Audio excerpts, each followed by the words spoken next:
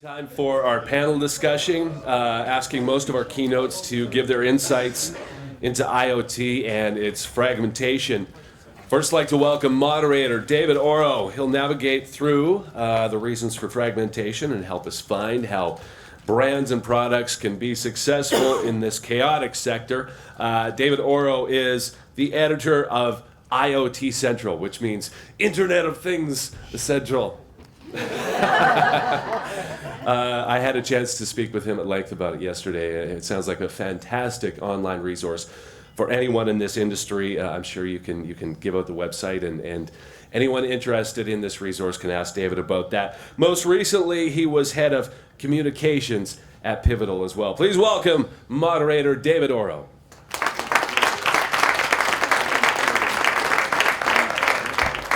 Also, please make welcome for panelists Ray Maker, Doug Daniels, Rick Gibbs, and Doug Barton.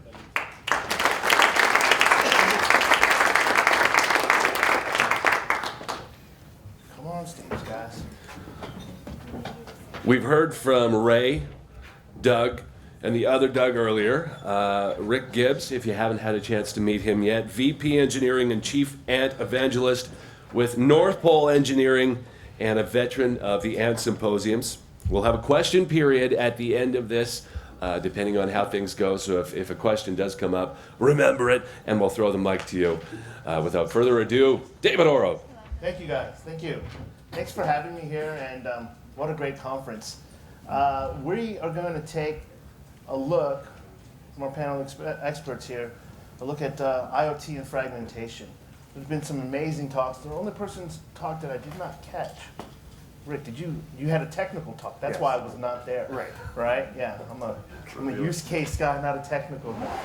So what we're gonna be talking about is fragmentation in an IoT, and we prepared some questions. We had a great discussion last week in advance of this call, and I think it's gonna go pretty quickly and informatively and very insightful for you guys.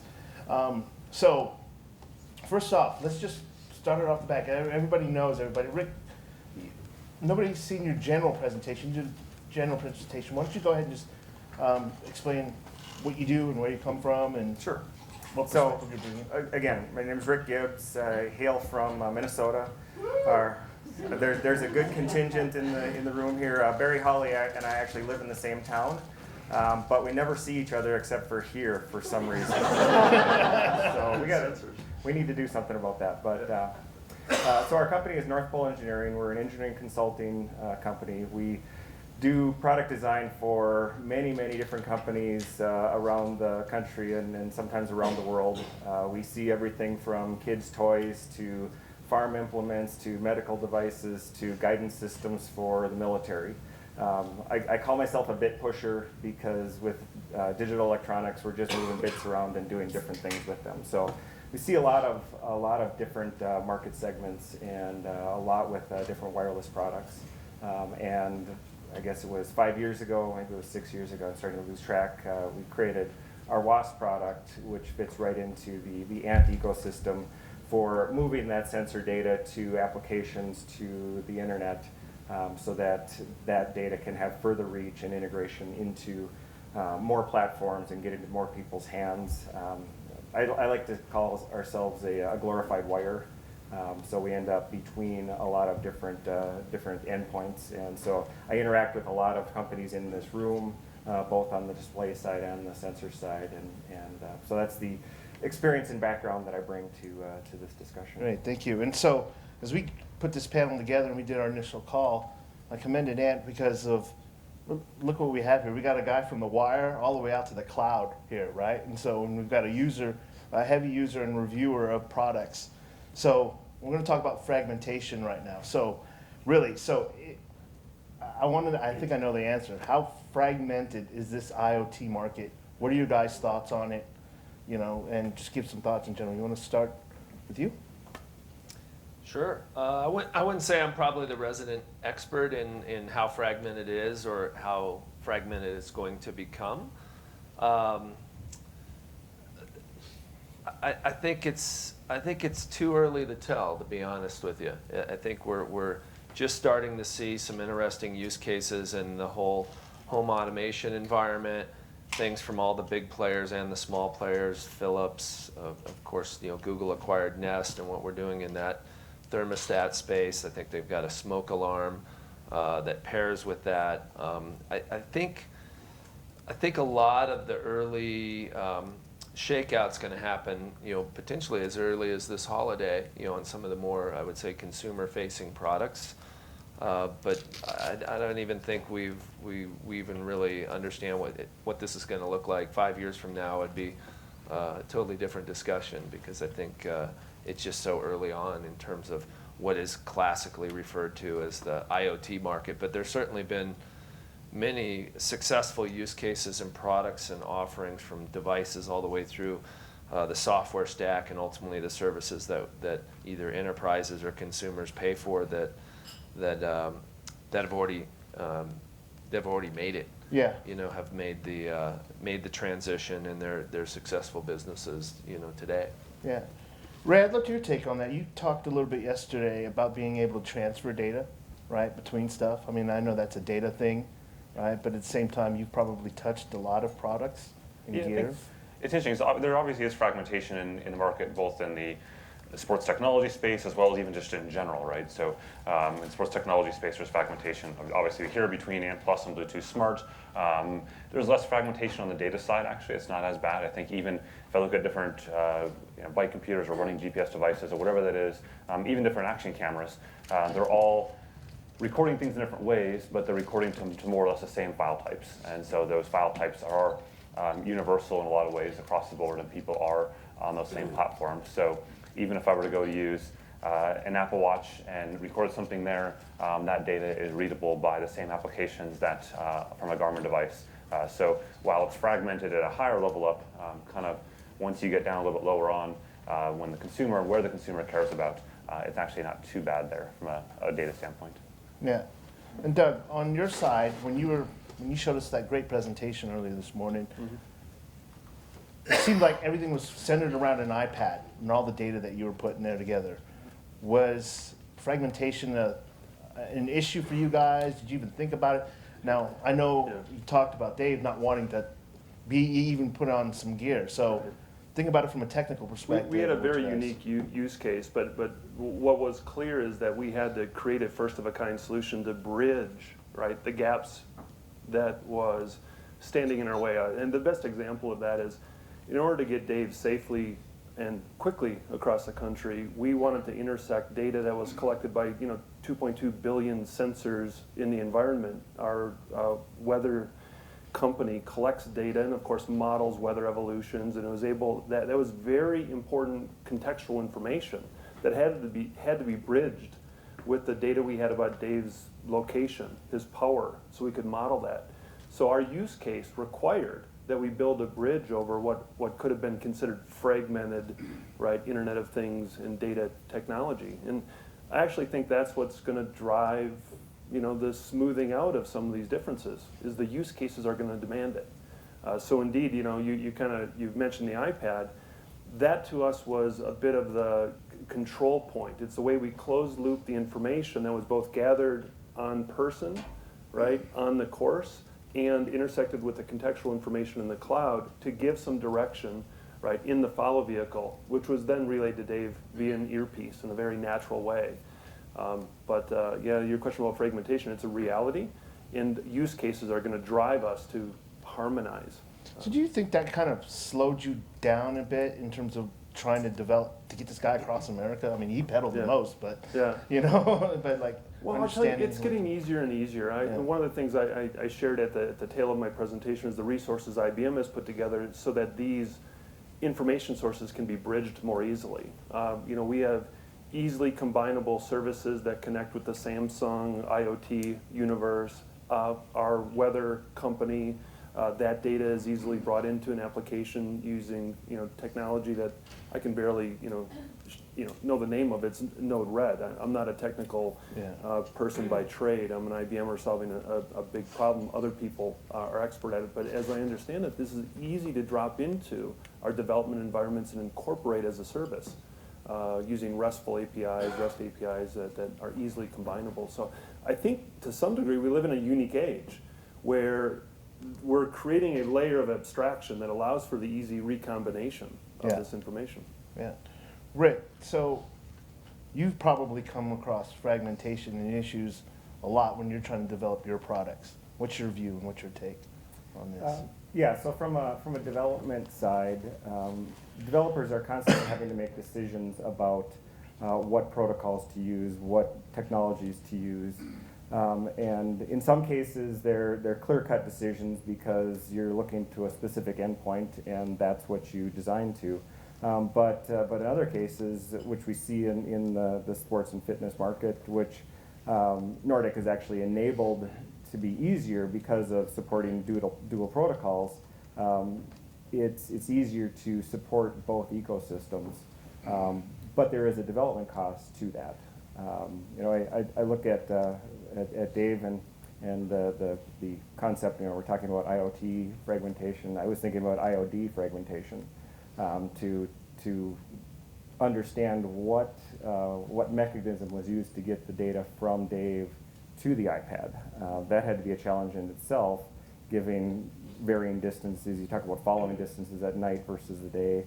Was it a cellular connection all the time? Was it something else? And we didn't really get into that, but there's a whole fragmentation there. Right. And a lot of it comes down to development costs, how much it costs to develop for different ecosystems, what the prices are for gaining access to those systems as developers. So there's more factors than just the technology that plays into it that people have to make those decisions around. Yeah, and I think what I'm hearing from you say is like the concept of interoperable connectivity.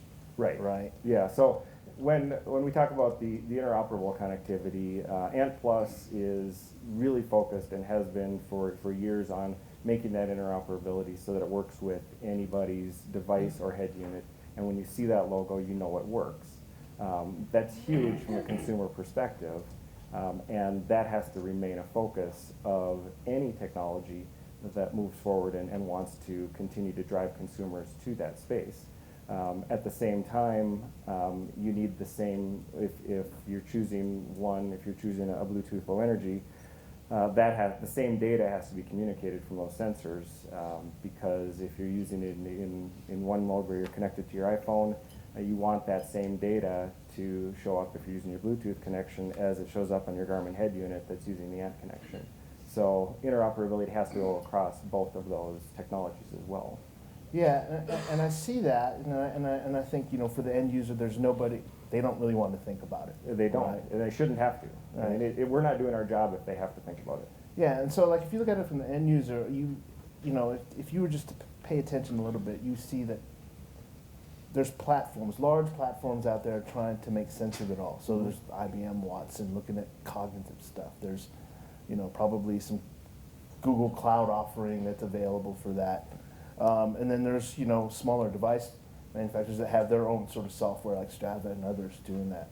So what about the platforms and the connectivity and the interoperability of that? Can anybody speak to that in terms of what needs to be done there? Or even more, who will win and what will happen for the end user and consumer? I think it's something that, we look at platforms in the consumer space. So there you're talking things like Strava, MapMyFitness, Garmin Connect, et cetera. And from that standpoint, we've seen a lot of movement forward in the last couple of years where now these platforms actually do talk together and consumers expect that they talk together. And then we've seen that from a device choice standpoint where, I think about 2 years ago or so, Polar did not have Strava connectivity. And people were overwhelmingly saying, I'm not buying a Polar device because it does not have Strava connectivity behind the scenes. And now they do have that, and now that's another viable device choice for them. And that's something that I hear repeatedly, and whether it's Strava or other integration points, that's something that people expect interoperability across the board. And I think it's probably important to differentiate between consumer platforms and kind of the enterprise behind the scenes platform. So, the average consumer is not using IBM or Google from a fitness standpoint. Obviously, there are fitness platforms and products from both of those companies, but by and large, consumers aren't using those platforms. They're using consumer-friendly things that are designed around that space. Yeah, so let's take it up. Go ahead, Doug. I'd love to comment on that. While what Ray says is true, and by the way, thanks for steering most of my share of wallet in the athletic realm for years. We've done well together. I appreciate it immensely. Thank you publicly.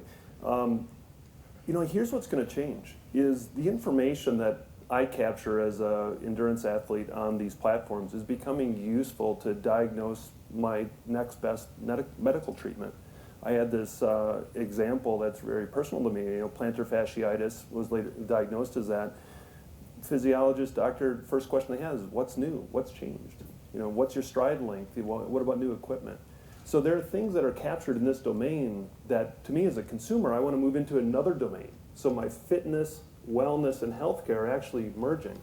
Another example of this is my wellness program cares about my activity tracking. Right? It wasn't that long ago that in order to earn my $200 rebate, I had to actually fill in a form. And God, I completed a couple of Ironman. And I thought I could send them a picture of the medal, and that would be great. But no, they actually want a training calendar. I'm like, no way. So anyway, I'm probably getting a little personal. I don't like to do paperwork, but the idea that you can build a bridge between these platforms that are increasingly now used to, in other domains in my life. Right, whether it be my health care, my wellness, my treatment, lowering my insurance costs because I'm more active than average. I think that is where there's going to be a lot of innovation in the future. Yeah, yeah. Good. So I want to keep on that sort of enterprise back-end level because, Doug, I think you have some, you mentioned Nest. Google's coming out with their own hardware and Android phone. You guys have a lot of consumer-touching products, but at the same time, you back end all that data and understand it all and put it into a concept or a platform that would be useful for an end user even without even them knowing it. Your thoughts on how a fragmented market, no matter what it is, be it a Strava on the cloud platform or others, what do you think of that, and how does Google see it? Yeah, there's a couple different things at play. There's a group within Google that developed out the Google Fit application. Its whole idea is to ingest lots of different streams of data from all the different providers, and it's a two-way street in terms of like, you give me your data and we'll give you de-identified data out of it, so you can make decisions from that. And I don't know how well that particular application is doing in terms of, if I ask folks in the room, anybody use Google Fit here, most people probably go like, yeah, I saw it on one of the screens of my Android phone, but that's probably about it. I don't know how much of that data is getting ingested, as well as the partnerships. I'm sure some of the folks in the room that represent, Under Armour or Garmin Connect or others can tell me if that relationship is working or not. But I think what I see, at least from a cloud perspective, is actually payers and providers, so shifting gears away from kind of the B2C play, but the enterprise as providers are definitely starting to develop plans, and they're very slow, that's just who they are, in order to take that data for a healthcare company that provides a Fitbit or a wearable, ingesting that data in and then trying to derive insights out of it. It's great to see providers starting to offer and pay for these types of services, but the fundamental problem I run into in the cloud space is they don't know what to do with all this data once they get it. So once it's been landed from hundreds, if not thousands, hundreds of thousands of devices, is ultimately, what are they going to try and derive out of that? What's the use case for driving down costs, making the provider-payer relationship more cohesive, versus it's a disconnected world today. You go see your doctor, they visit you, they type in some stuff into their, the electronic medical record system of choice that they have, and then you go away.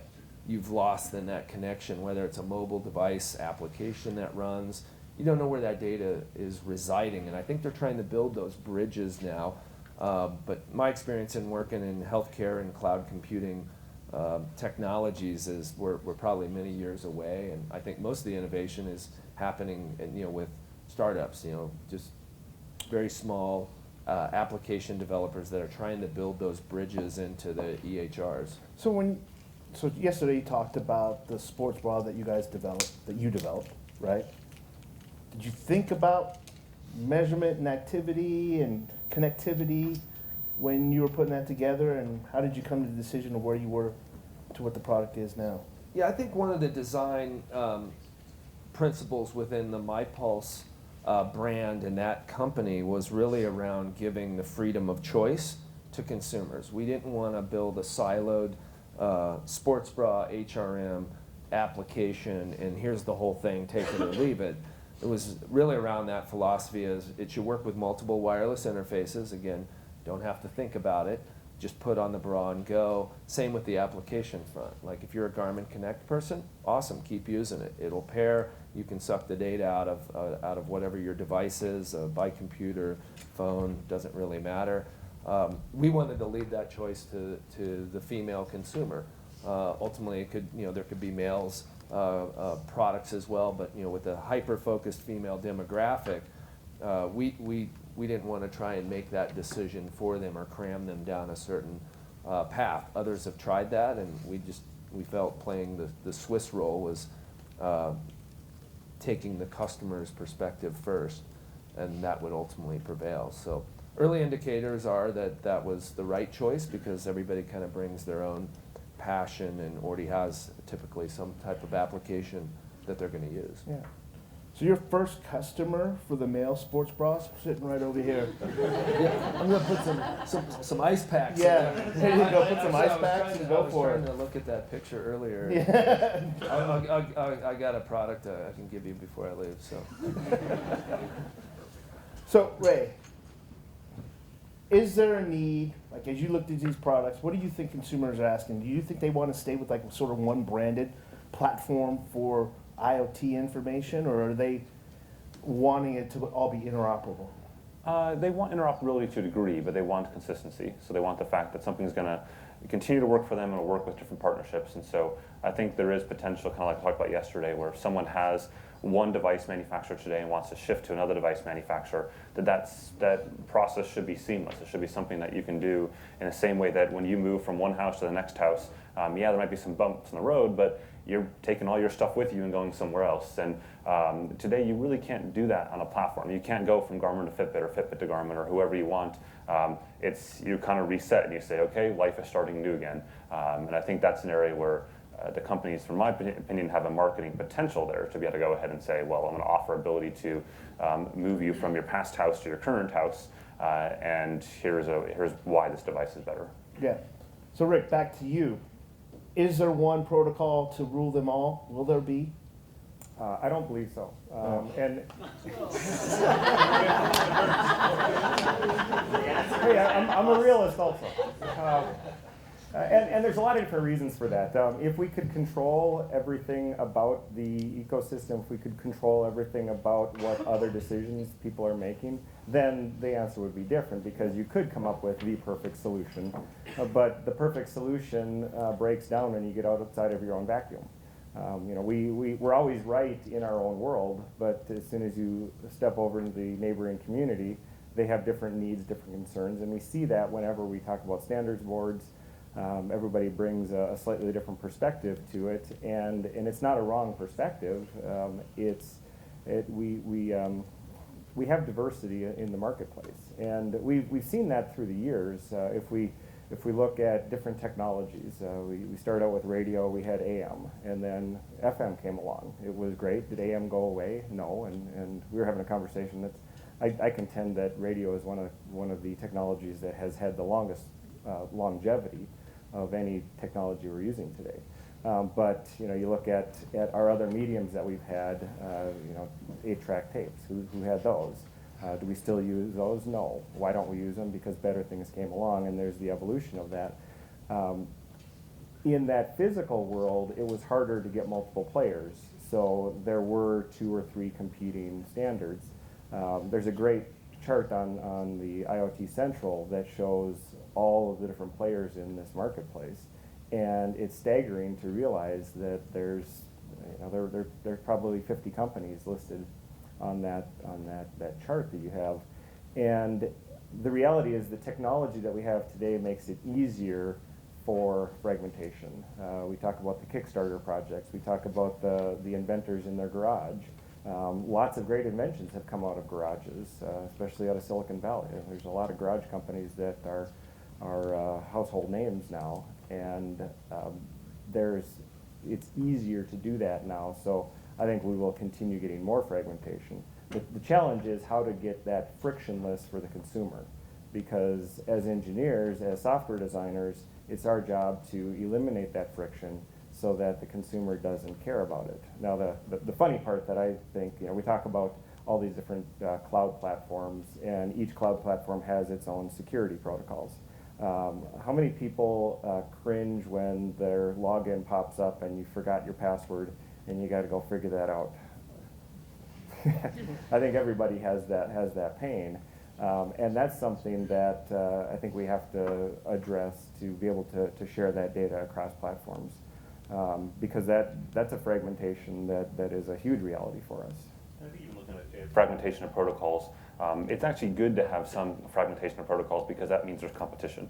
And ultimately, virtually every wireless protocol out there is owned in some way, shape, or form by a corporate interest, right? And whether that be Garmin Ant Plus or large corporations on the Bluetooth Smart side, and they all have interests behind them. And sometimes those interests are aligned to consumers, and sometimes they're not. And so the fact that Kickstarter projects can come along and basically insert themselves into that stream and start to create something new is good.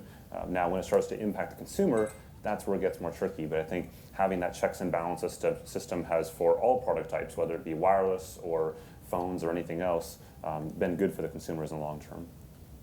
So are you saying now that companies should focus on creating their own protocols to get it right for the end user? No, right? no, Or- definitely not at all. I think you should use what's out there. But at the same time, I think in general in technology, having competition is good. And so if there are cases where something is stagnating, then that's an opportunity for another company to come along and say, we can do something better. And we have large consumer acceptance as well as company acceptance, right? And I think we've seen that across different mediums where one company is owning the marketplace in a given area and isn't moving forward, isn't really innovating. It could be through a monopoly, it could be through something else. And that's where if a second company can come along or a collection of companies can come along and say, you know what, we can do something better and better for the consumer and we can still make the consumer experience fine, then I think that's not a bad thing.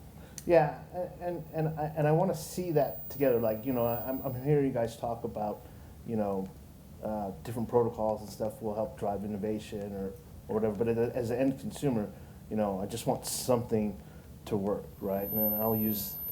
Yeah, look at the cell phone market. Yeah, I was about to bring up the cell The, phones. the last time I counted, and there's probably experts in the audience that know more, there's probably, 14 radios in there?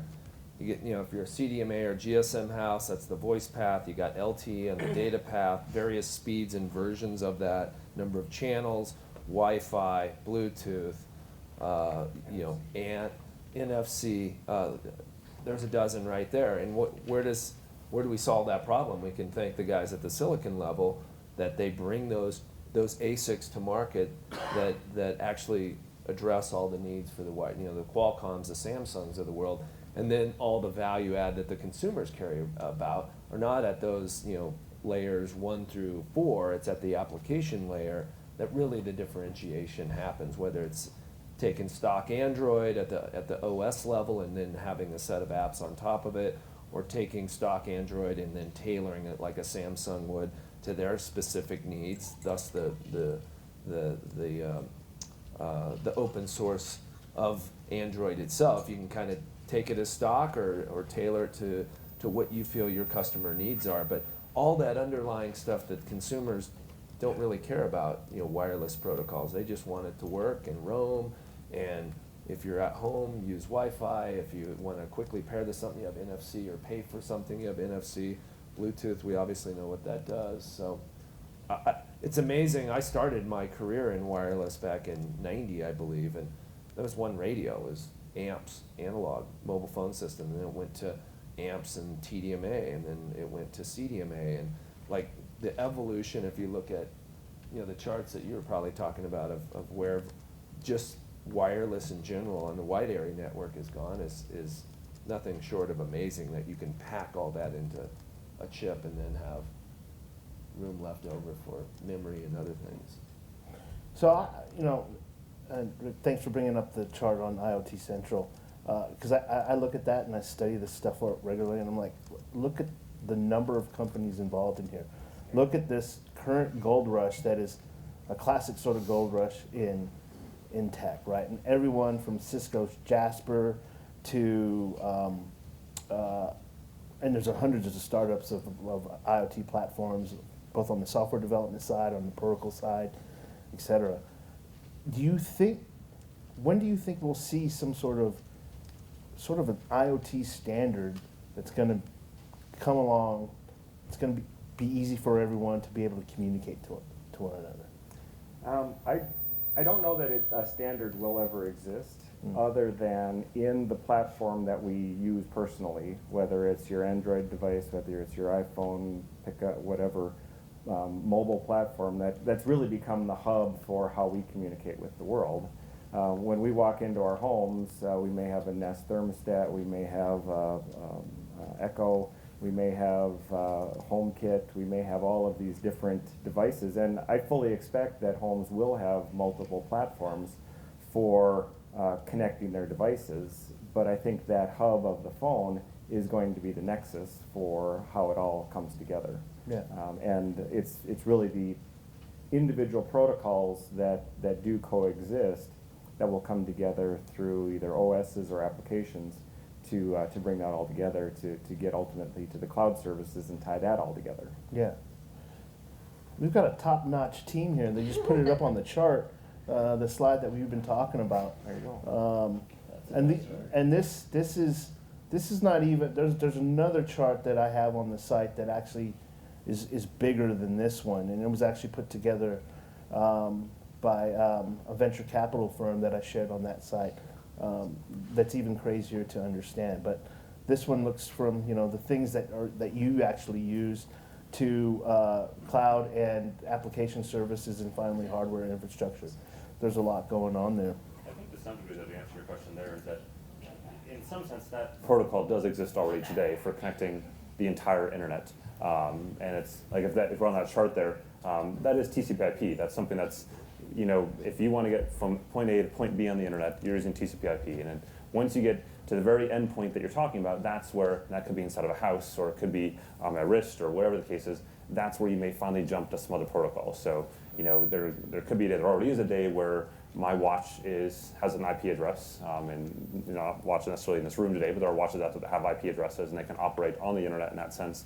But to get to the heart rate strap, I have to go to a different protocol. I have to go to Bluetooth Smart and plus something else, and that's where you see that protocol jump. In the same way that the FedEx man is going to deliver your package to your front door, but ultimately that's where that ends, and you have to use something else inside the house to get it to the next room. Yeah.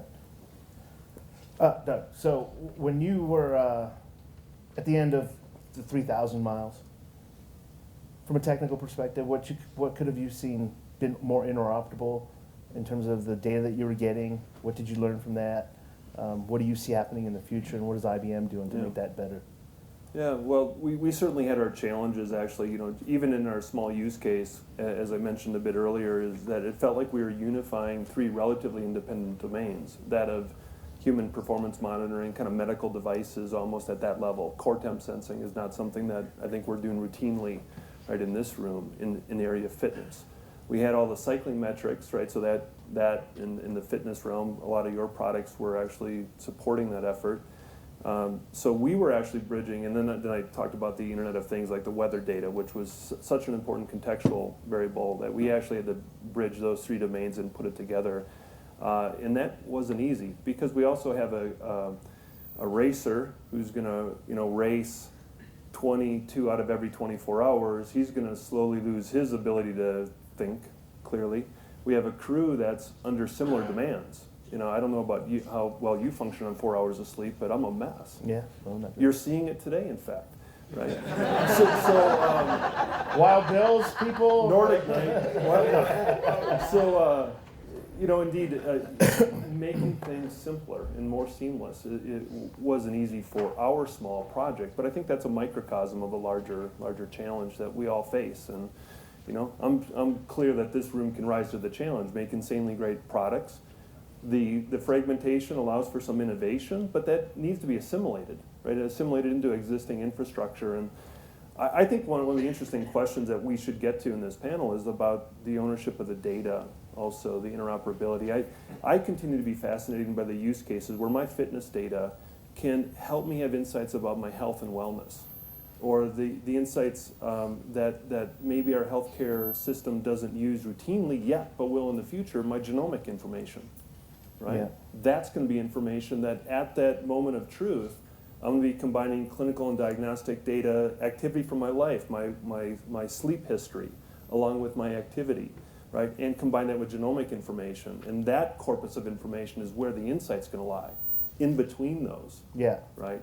And so, one of the things that perhaps we can talk a bit about is about data. It's hard to have convictions about how the in perpetuity things will evolve, but I do think one of the things that is clear is that there's a digital version of Doug that I want more control over. Right? I load pictures into Picasa and I use Gmail alongside a lot of other things. I'm clear there's one of those in Google for me. Yeah. Right? Doesn't give me too much concern. Right? I know they got a lot on the line to keep it secure, but I also know that I don't have enough control over my digital fingerprint, if you will, and I don't get to use it regularly in the most important things in my life, like my health care and wellness. Well, I would say companies are pretty good at telling you that you have access to your data. Most of them do. But they don't necessarily talk to each other in terms of data. So I'm pulling it out of my iPhone, out of Gmail or whatever. And I think there's a little bit of help there in terms of understanding that data. I mean, Doug, you were mentioned there a couple of times in terms of the company that you work at. Your thoughts on how Google approaches data that's fed into your centers and clouds? Yeah, it's clearly outlined on page 72 of the terms of service. Yeah. Get that up, please. I need my lawyer now. No, the data's yours. Yeah. Whether it's pictures, email, things of that nature. If you want to shut down your account, your Gmail account, and ultimately wipe your existence from Google, you can do that. How long is it? Oh boy, I'm gonna get in trouble for this one. Hey, well, let's switch it over to Ray really quick. Ray, you've used a lot of gear, right? Used a lot of different platforms. What do you do with the data that you recorded 7 years ago when you started your blog? It's all Where over the is it, place. and how do you? No, handle it? it's data is spewing everywhere. I'm sure from devices. I can't even imagine all the places I have data these days in the fitness realm. And I think some of it's, in the case of Google, for example, it is pretty clear cut actually in Google to be able to close off your existence in Google, and it's relatively straightforward and it's well documented. There's a whole site on it, and that's great. I think that doesn't actually exist in most fitness companies though. Like there isn't an easy way to say close my account and everything I've done and shut me off. And so there is certainly opportunity for that. In some ways though, I worry more about being able to control where your data is going than it is to be able to close off an account, right? To be able to say, is my data being shared with what partners? And some fitness sites are really open about that they do share data. And that's part of the challenge is that most of the fitness business today from a website platform standpoint is based on selling your data. It's based on, if you're, like people always say, if you're not paying for it, then you are the product. And your data is being used for something else. And so that's an area where the vast majority of consumers out there today do not understand that they are the product and that their data is being bought and sold and traded around. And so I think there's opportunity for more clarity there. Cool. I think we got the data stuff in. We've got a few more minutes here. Let's get that box and that microphone going for some questions for the panelists. But we talked a little bit about fragmentation, both on protocols and standards and platforms, as well as fragmentation of your personal data. So we should be able to get some good questions out of the audience here. Go ahead. Hi.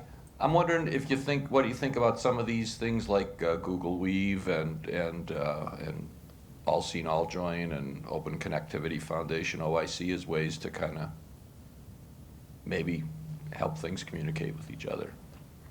I'm not familiar with Weave. Yeah, I mean, these are all in the classic Google sense. A lot of the things that we try to do are very open, not closed environments. And you certainly mentioned a couple different development platforms, and then what I showed on the slide yesterday in terms of the IoT development kit around the Open Hardware Alliance. So I think it's a general philosophy at Google that almost everything that we try to do, we try to do in an open community, because we feel that ultimately drives consumer adoption and those behaviors associated in a faster fashion. Same reason why when I talked about machine learning yesterday, a lot of these tools that we've developed over many years, the Google Photo example, utilized a particular technology that we developed called TensorFlow. And as soon as we externalized that, that was secret sauce for many years. Nobody even knew really that existed, or at least I didn't. And then once they take that and productize it and open it up to the world and put it in the open source community, whether it's Apache or other, just putting it out on GitHub to use, but almost everything that we do, at least in the cloud world today, and around the IoT stack, if you want to call it that, at Google, I mean, almost all of it, I can't think of anything that's proprietary, has been put into open source. Another question from the audience? One more? Two more? Okay. Well, I'd like to thank the panelists for being here and also for the keynotes and the great presentations. I think we're done here. Off to the next thing. Yeah? A little bit early? Okay. All right.